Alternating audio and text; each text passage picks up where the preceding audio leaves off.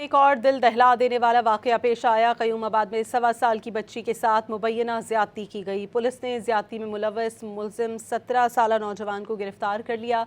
बच्ची के वालिद के मुताबिक मुलजिम उनका रिश्तेदार है जो बच्ची को चीज़ दिलाने लेकर गया था। 20 मिनट बाद जब वापस आया तो बच्ची की हालत गैर थी। अहले खाना ने पुलिस हुकाम से इंसाफ की अपील की है।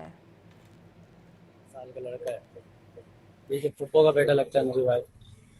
तो उन्होंने कहीं आया, बोलते रहो बच्ची को मैं चीज़ दिला के लाऊं नीचे से।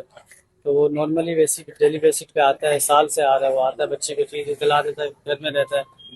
तो इसी तरीके से वो आया तो चीज़ दिलाने लेके, लेकिन काफ़ी देर तक आया नहीं वो लेके बच्ची को ना वापसी।